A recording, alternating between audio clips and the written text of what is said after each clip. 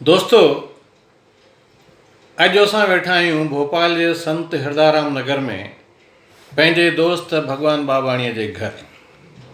हिते कनैयो शेवाणी आहे, डॉक्टर विनोद आसूदाणी आहे, मां आहियां ऐं पाण भगवान बाबाणी बि आहे।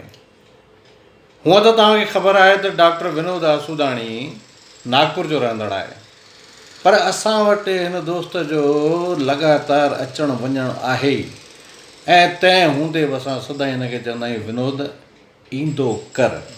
पर हीउ दोस्त असांखे त हुते घुराए कोन, बसि उन जे बदिरां चए ईंदी कर। असां चऊं ईंदो कर त हू चवे ईंदी कर। छा कजे साईं, तादी आहे दोस्तनि सां। पर हाणे ठीकु आहे, कुझु शेयर बि लिखियो अथई हिन ॻाल्हि ते, अचो त ॿुधूं विनोद आसूदाणी खां ईंदी कर। साईं, असांजा अज़ीज़ दोस्त जंहिंजो नालो आहे नारी लछवाणी, असांजा सभु गज़ल असांजे दोस्त लाइ आहिनि। उहो सम्झे कोन थो असां नारीअ खे कीअं चऊं ईंदो कर। असांखे त चवणो ई, असां त दिलि सां चऊं पिया हुनखे ईंदी कर। भल न मूं सां प्यार कर, भल न मूं सां प्यार कर, पर ईंदी कर। भल न मूं सां प्यार कर, पर ईंदी कर। दोस्ती आ बेअसर, पर ईंदी कर। दोस्ती आ बेअसर, पर ईंदी कर। तुंहिंजी मुंहिंजी राह आहे भल जुदा, तुंहिंजी मुंहिंजी राह आहे भल जुदा। वक़्तु थोरो मुंहिंजे घर, पर ईंदी कर। वक़्तु थोरो मुंहिंजे घर, पर ईंदी कर।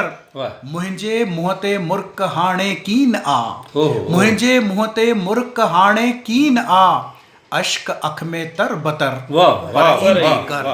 अश्क अख में तर बतर, पर ईंदी कर।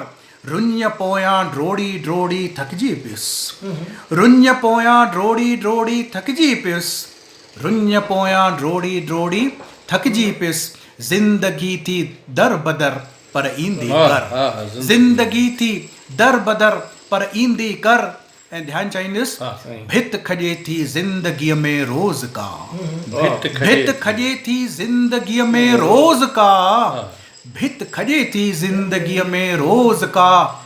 कंहिं दरिया मां तूं नज़र पर ईंदी कर, कंहिं दरिया मां तूं नज़र पर ईंदी कर। मुर्क भाकुर हिकु चुमी हसरत हुई, मुर्क भाकुर हिकु चुमी हसरत हुई। भर में वेही आह भर, पर ईंदी कर। भर में वेही आह भर, पर ईंदी कर। भल न मूं सां प्यार कर, पर ईंदी कर। दोस्ती आ बेअसर, पर ईंदी कर, पर ईंदी कर, पर ईंदी कर। नारी जी।